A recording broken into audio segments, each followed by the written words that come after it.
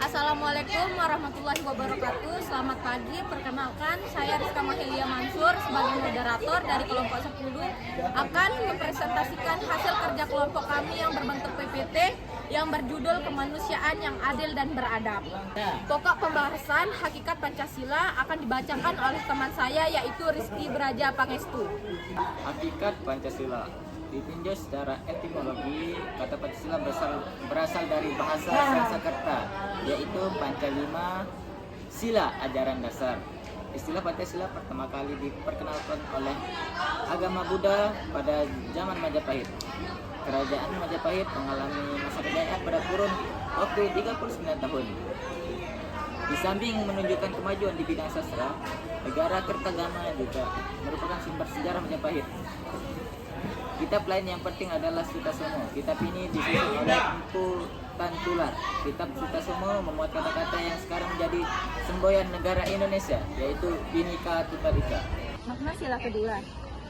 Sila kedua dalam Pancasila yaitu kemanusiaan yang adil dan beradab sangat diperkuat oleh Undang-Undang Dasar 1945. Undang-Undang Dasar 1945 menjadikan hak asasi manusia atau HAM sebagai hal yang cukup penting, sehingga dimuat dalam bab tersendiri yaitu bab 10A.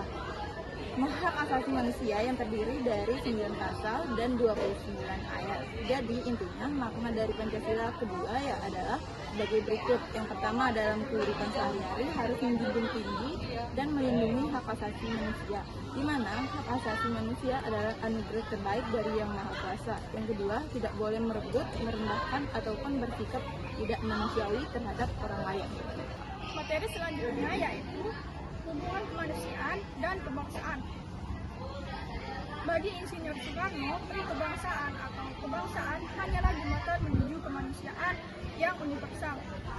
Ini sejalan dengan pendapat Bung Hatta bahwa cita-cita menuju persatuan hati atau persaudaraan segala bangsa dan segala manusia haruslah didahului dengan kemerdekaan bangsa. Kata Bung Hatta, hanya bangsa-bangsa dan manusia yang sama derajat dengan sama merdeka yang bisa bersaudara. Artinya persaudaraan bangsa-bangsa dan manusia sedunia hanya mungkin terjadi kalau sudah tidak ada lagi pengisapan manusia atas manusia dan penindasan bangsa atas bangsa. Jadi hubungan antara kemanusiaan dan kebangsaan adalah kebangsaan sebagai jembatan menuju kemanusiaan yang umum. Karena jika sudah mempunyai rasa kebangsaan yang tinggi, maka akan timbul yang namanya rasa kemanusiaan atau memanusiakan manusia. Dan materi yang terakhir yaitu membumikan atau mengamalkan nilai-nilai Pancasila kedua. Nilai-nilai yang harus dibumikan atau diamalkan berdasarkan Pancasila kedua adalah yang pertama, mengakui persamaan derajat, persamaan hak, dan persamaan kewajiban antara sesama manusia. Yang kedua, saling mencintai sesama manusia. Yang ketiga, mengembangkan pegang, rasa, dan tempo sendiri. Yang keempat, tidak semena-mena terhadap orang lain. Yang kelima, menjunjung tinggi nilai kemanusiaan. Dan yang ketujuh, gemar melakukan kegiatan kemanusiaan. Yang ketujuh, berani membela kebangsaan dan keadilan. Yang kedelapan, bangsa Indonesia merasa dirinya sebagai bagian dari seluruh umat manusia. Karena itu dikembangkan sikap hormat, menghormati, dan bekerjasama dengan bangsa lain. Sekian dari saya, terima kasih. Yang terakhir adalah kesimpulan, yaitu Pancasila adalah sebagai dasar negara Indonesia yang wajib dilindungi. Dirumuskan melalui proses persidangan yang panjang.